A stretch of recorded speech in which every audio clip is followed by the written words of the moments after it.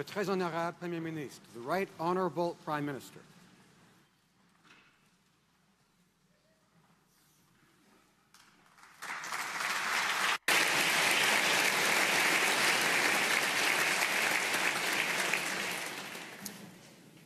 Honored guests, parliamentarians, colleagues, and friends, it is a pleasure to be here today to host one of the newest and possibly bravest citizens of Canada, Malala Yousafzai.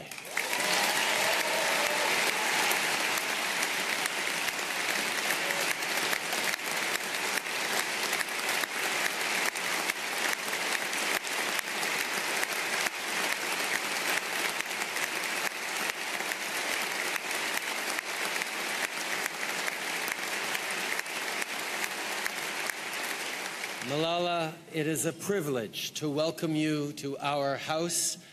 And now that you're an honorary Canadian, I hope you'll consider this your house, too. Welcome. Malala's story is one we know well. It is both exceptional and familiar, out of this world and, sadly, commonplace. Years ago, we heard all about this bold, brave girl from Swat Valley who stood up to the Taliban. A whip-smart, politically engaged 12-year-old who was inspiring other kids to raise their voices and lead by example. A girl whose greatest want in life was to go to school. A girl who refused to be silenced. With hope, we stood in awe of her. And with horror, we watched as cowards tried to take her life. And still, as the world prayed while she recovered, we were reminded that a bullet is no match for an idea.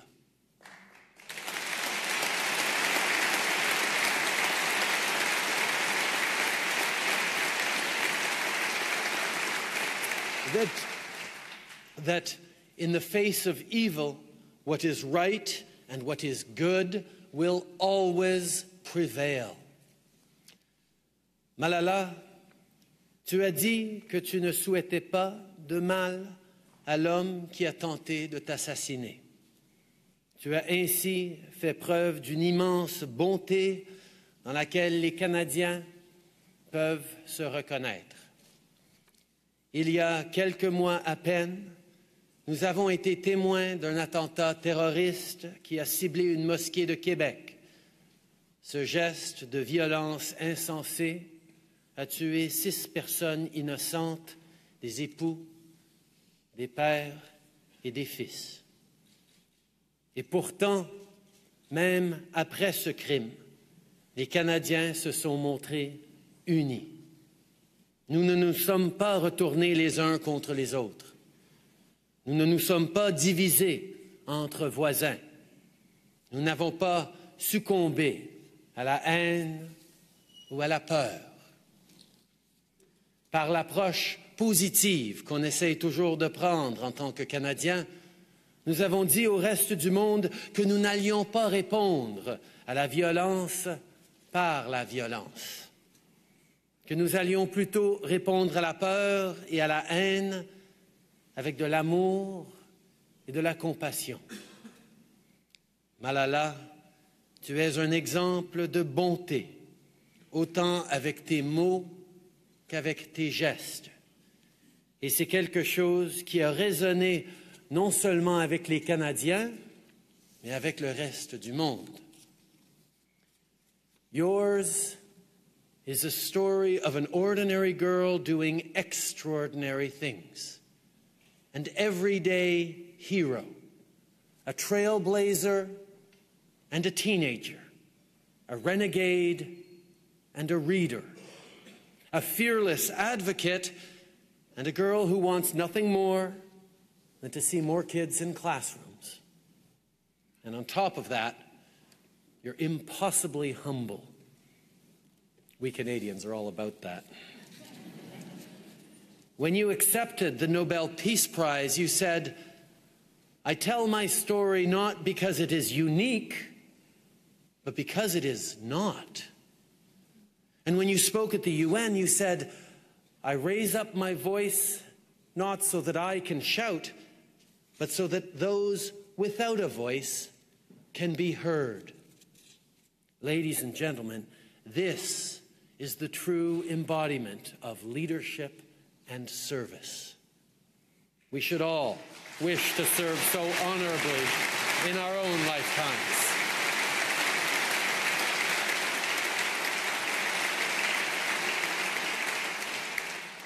Malala, you have given light to boys and girls mired in darkness, and you have challenged women and men of all backgrounds to be better so that we may do better. And one area where we must all do better is in educating our young people. We know that only through education can we achieve true peace. I say that not only as a husband, father, and community member. I first and foremost say that as a teacher. I was lucky enough to teach some really great kids in BC for 5 years. And they taught me that going to school is about more than just learning how to read and write. It's about challenging your worldview. It's about innovation. And it's about solving problems by working together. Education has the power to change the world. It can end poverty, fight climate change, prevent wars. But in order to achieve progress, we all have to make sure that all children, girls as well as boys, get to go to school.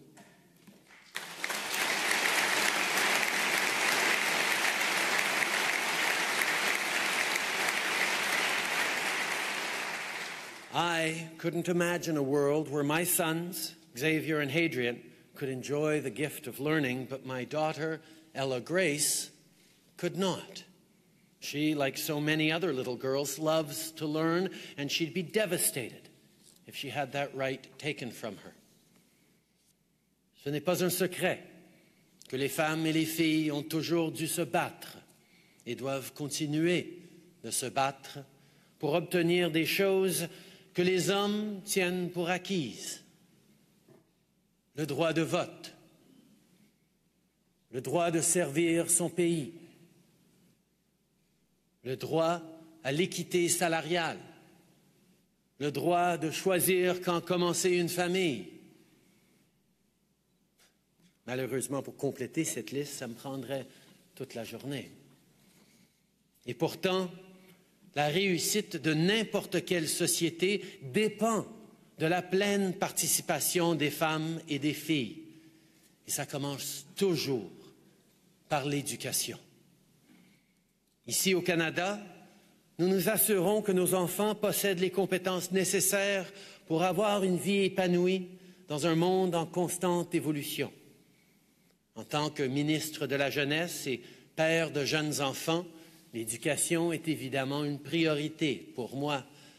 Le mois dernier, nous avons annoncé le financement d'un nouveau programme qui permettra d'enseigner aux enfants des notions de codage et des compétences numériques. Nous aidons plus d'adolescents de communautés à faible revenu à terminer leurs études postsecondaires, leurs études secondaires. Nous investissons dans des programmes qui encouragent les jeunes garçons et filles à s'intéresser aux sciences, à la technologie, au génie et aux mathématiques. And we're building and repairing schools to ensure that every Indigenous student living on reserve receives a good education. For too long, these children have been neglected.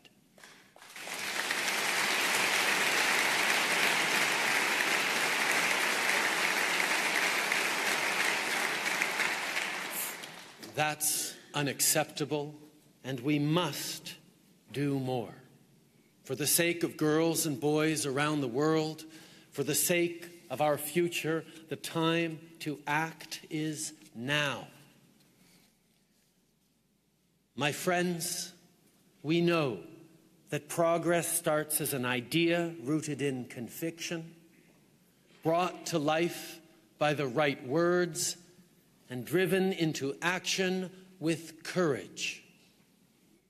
We call on our brothers and sisters around the world to speak boldly and without fear, knowing in their hearts that the right words at the right time can make change happen.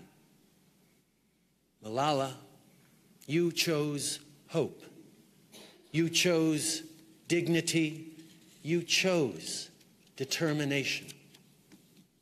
And children around the world, thank you for it. Today, in this country and in this chamber, we honor you.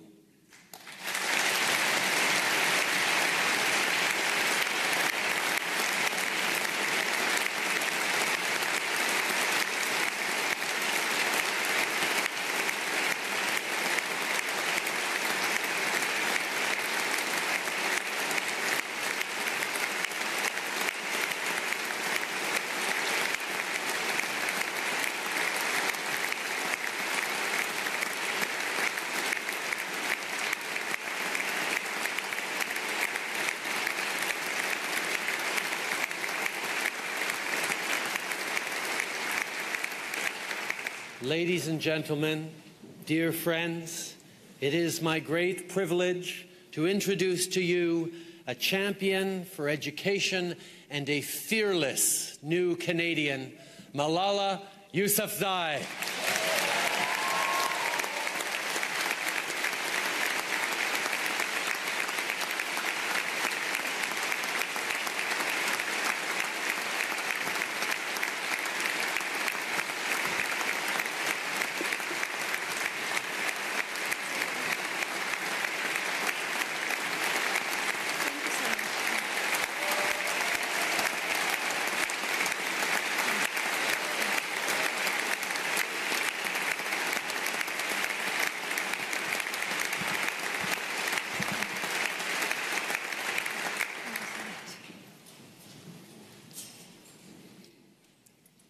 Bismillahirrahmanirrahim. In the name of God, the most merciful, the most beneficent. Good afternoon, bonjour, assalamu alaikum, bakhair raghdai. Mr. Prime Minister, Madam Trudeau, Sophie, Mr. Speaker, members of the House, members of the Senate, distinguished guests, my parents, Ziauddin and Torpikai,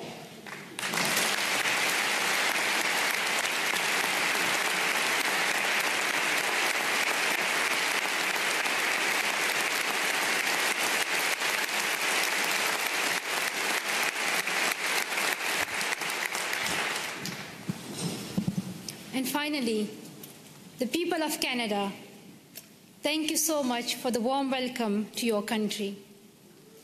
This is my first trip to Canada, but not my first attempt.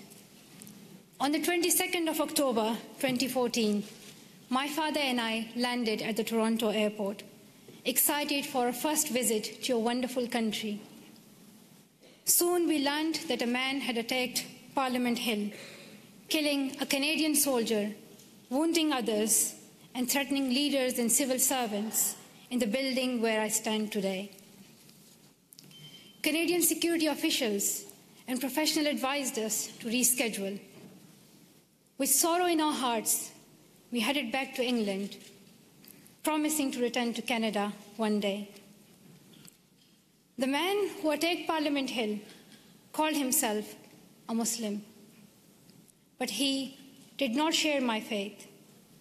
He did not share the faith of 1.5 billion Muslims living in peace around the world.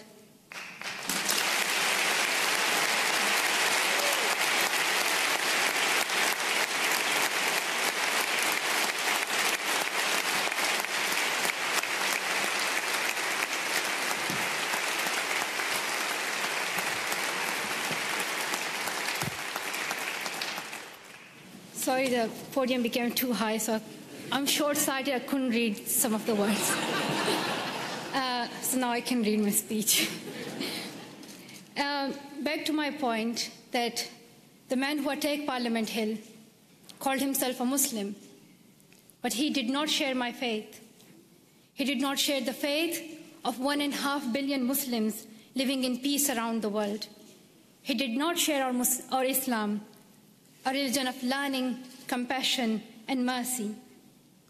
I am a Muslim, and I believe that if you pick up a gun in the name of Islam and kill an innocent person, you are not Muslim anymore. You and the person who attacked Parliament Hill and all these terrorists do not share my faith. Instead,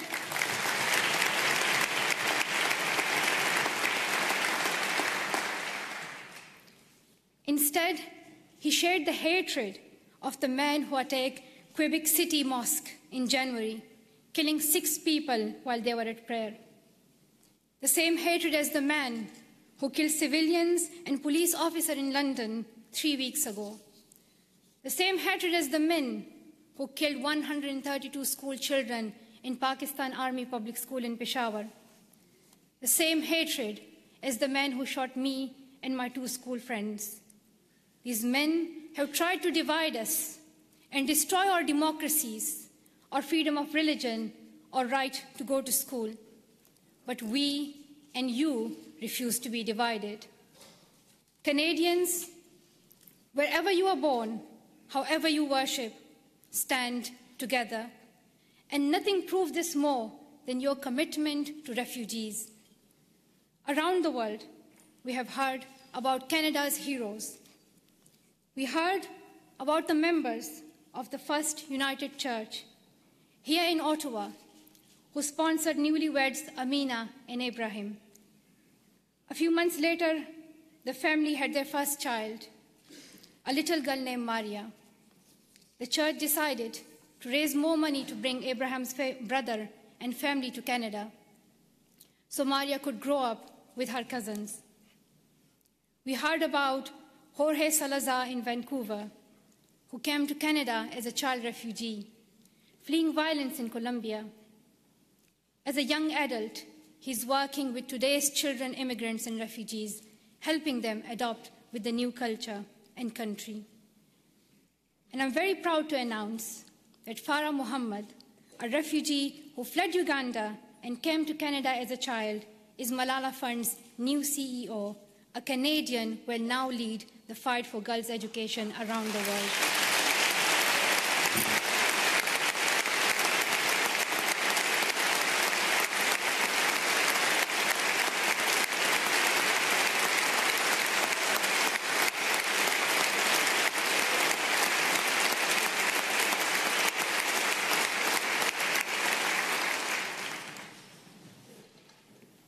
Many people from my own country of Pakistan have found a promised land in Canada, from Maria Topikai Wazir, a famous squash player, to my relatives here today. Like the refugees in Canada and all around the world, I have seen fear and experienced times when I did not know if I was safe or not. I remember how my mom used to put a ladder at the back of our house so that if anything happened, we could escape. I still remember that I would read a Quranic verse, Ayatul Kursi, every night to protect our family and as many people as I could. I felt fear when I went to school, thinking that someone would stop me and harm me. I would hide my books under my scarf. The sound of bombs would wake me up at night. Every morning I would hear the news that more innocent people have been killed. I saw men with big guns in the streets.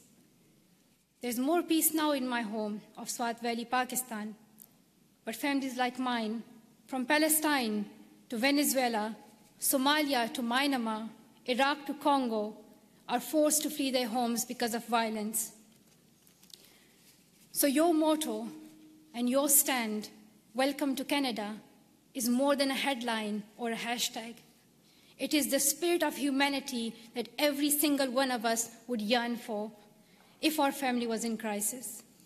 I pray that you continue to open your homes and your hearts to the world's most defenseless children and families, and I hope your neighbors will follow your example.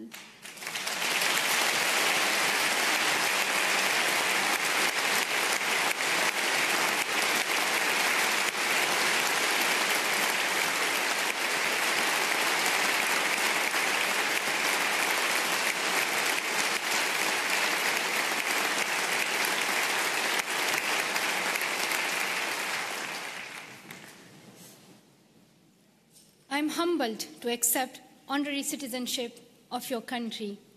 While I will always be a proud Pashtun and a proud citizen of Pakistan, I'm grateful to be an honorary member of your nation of heroes, though I still require a visa. But that's another discussion.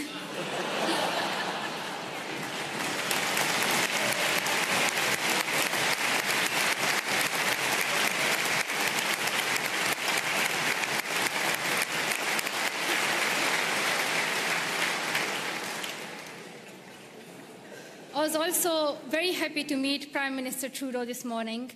I am amazed by his embrace of refugees, his commitment to appointing Canada's first gender-balanced cabinet, and his dedication to keeping women and girls at the center of your development strategy. We have heard so much about Prime Minister Trudeau, but one thing has surprised me. People are always talking about how young he is. They say that he is the second youngest Prime Minister in Canadian history. He does yoga, he has tattoos, and a lot more. And while I was coming here, everyone was telling me, like, shake Prime Minister's hand and, like, let us know how he looks in reality. And people were just so excited about meeting Trudeau. I don't think anyone cared about the Canadian honorary citizenship. While it may be true that Prime Minister Trudeau is young and he is young head of government, I would like to tell something to the children of Canada, that you don't have to be as old as the very young Prime Minister Trudeau to be a leader.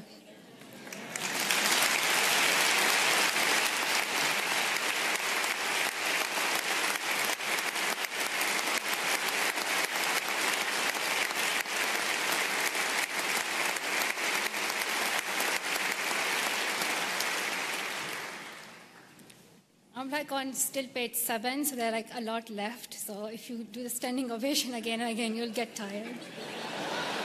Just to let you know, there's a lot left. But I want to share my story that I want to tell the children of Canada that when I was little, I used to wait to be an adult to lead. But I have learned that even a child's voice can be heard across the world. And to the young women of Canada, I want to say, let's step forward, raise your voices, and the next time I visit, I hope to see more of you filling these seats.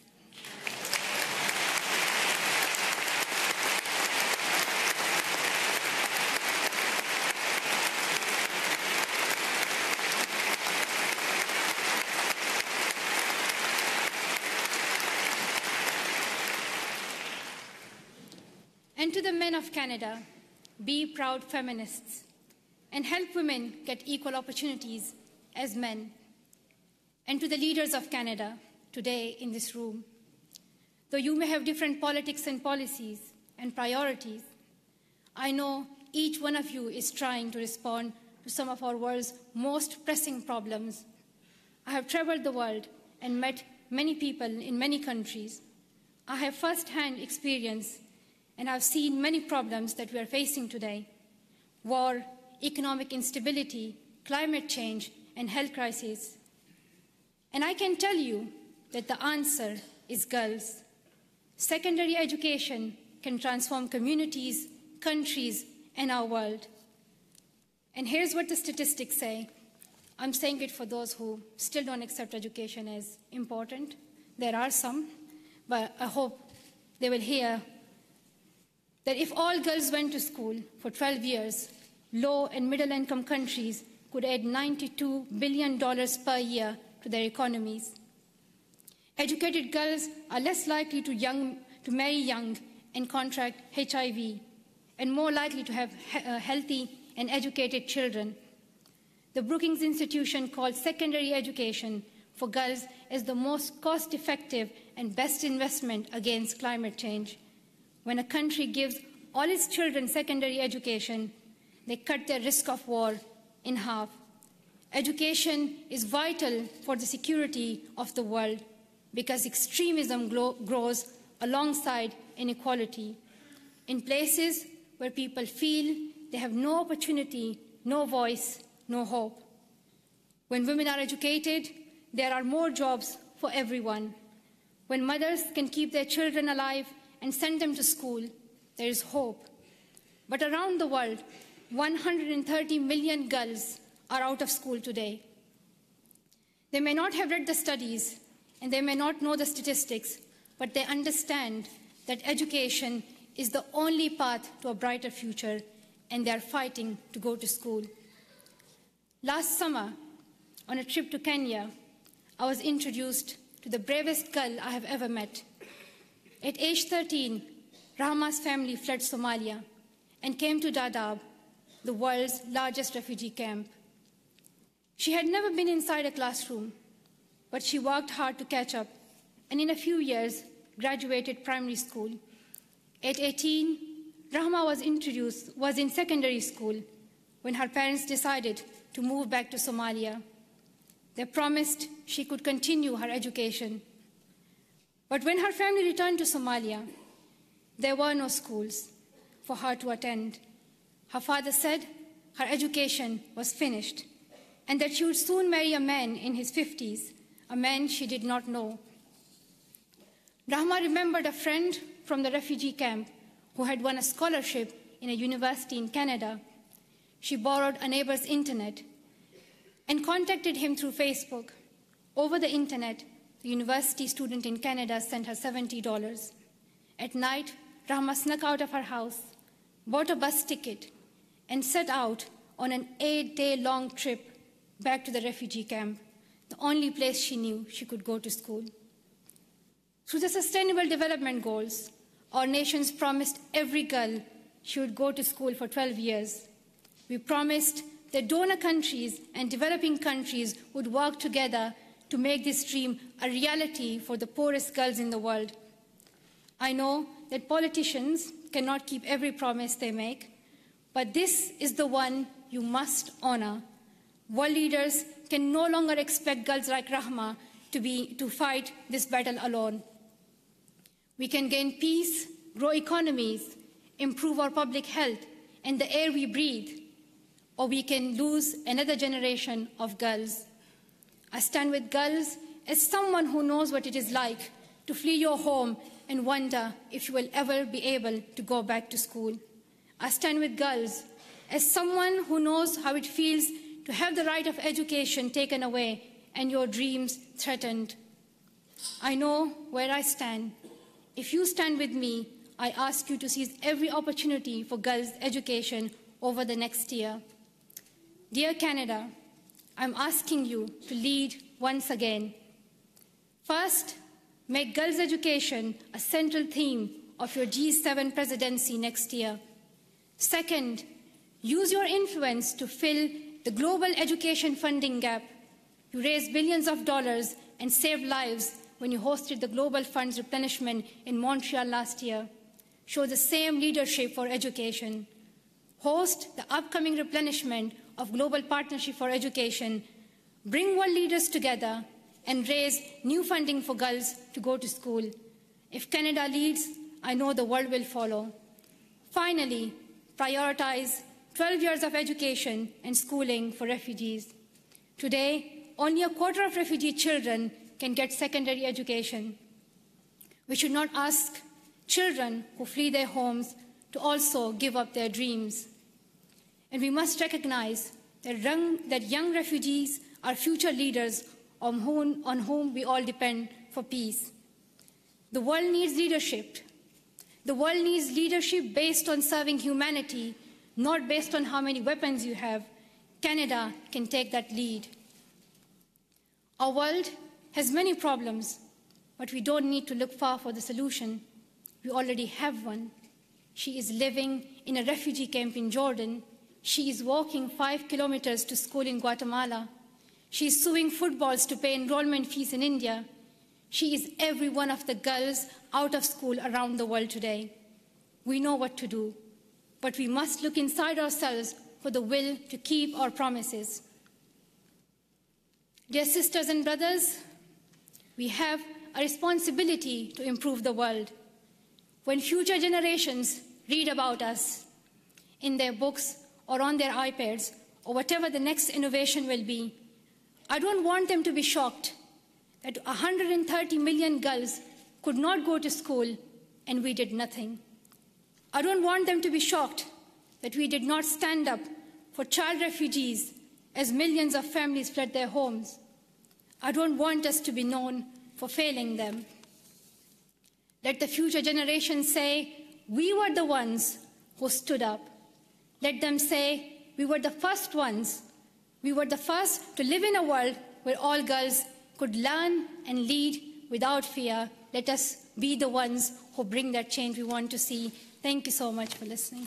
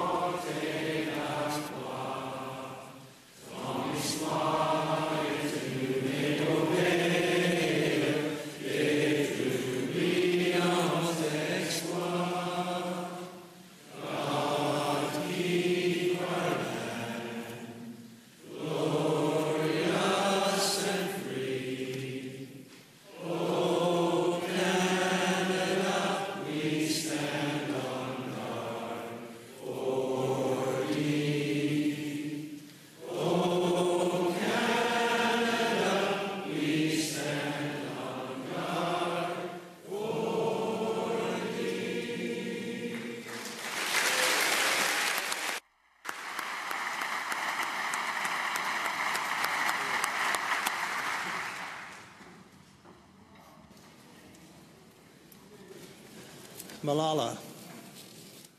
Prime Minister, Madame Gregoire Trudeau,